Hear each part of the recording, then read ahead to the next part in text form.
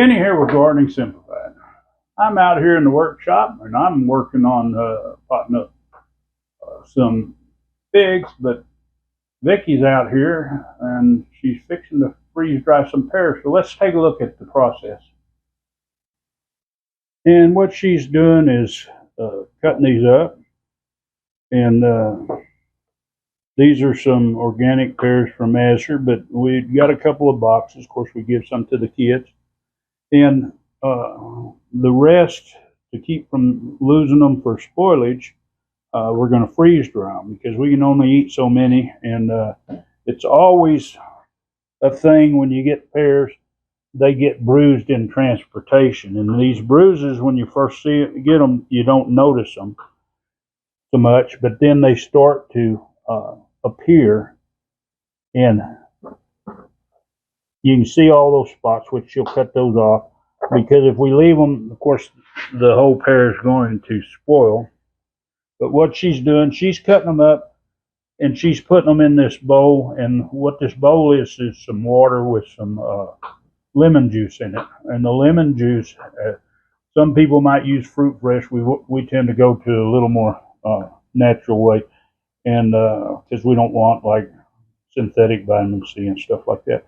So we use lemon juice, and what that does is keep them from turning brown, because these pears, when they sit exposed to the air, will start turning brown. This will keep them nice and pretty through the process. But she's going to continue to do that, and then we're going to get this freeze dryer ready and load them up.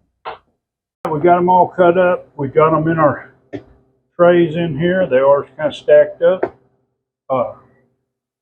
So we're just going to close the valve, and first we'll close the valve already. We're going to close the door, and we're just going to hit continue. And now it's freezing. Now all we do is wait.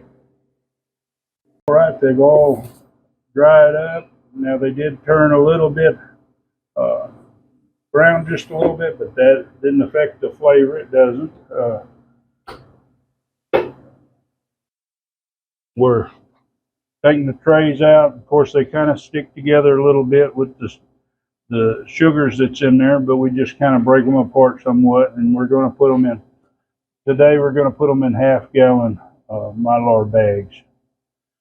All right, we got them all bagged up, and we've got them labeled. Now, these pears were from Azure Standard, so I marked them as such. They're organic pears, but the reason I do that is because we freeze-dried pears from our own tree, which was a different variety, not so much, well, it was all right eating pear, but it was oriental pear, a little different.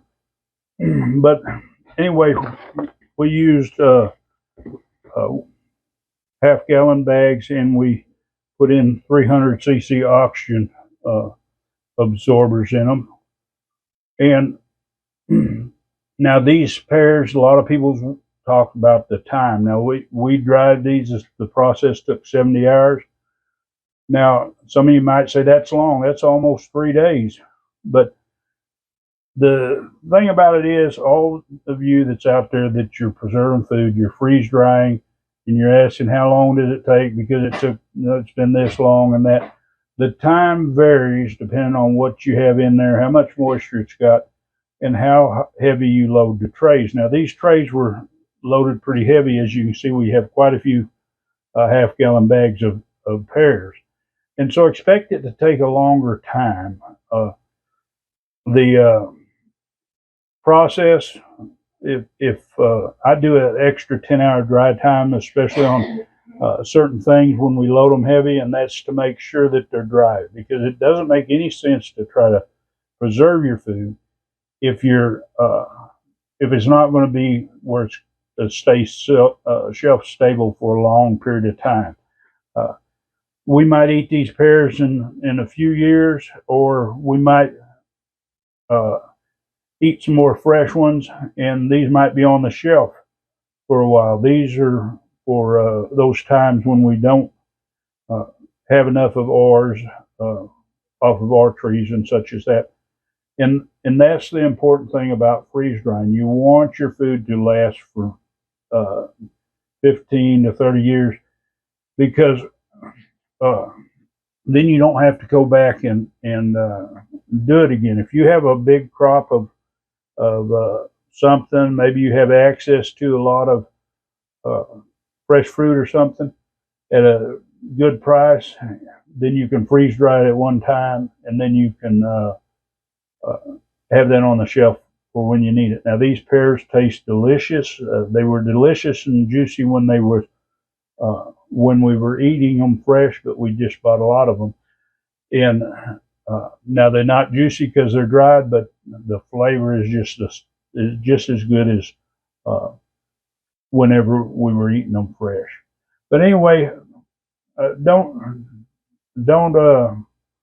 fret so much over times when you're drying stuff. Just understand that machine's got a program. It's going to take a certain amount of time, and make sure that your stuff is good and dry. And when I do it like I do it, yes, it costs a little more to do it, but you can spend all that time freeze drying something, and if it's not dry enough, then you wasted all that time and your produce that you're trying to save, or whatever it is you're trying to save.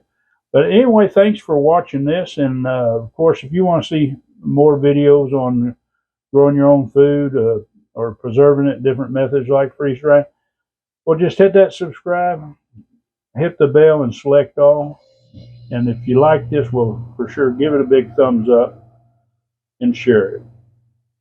Enjoy that gardening experience.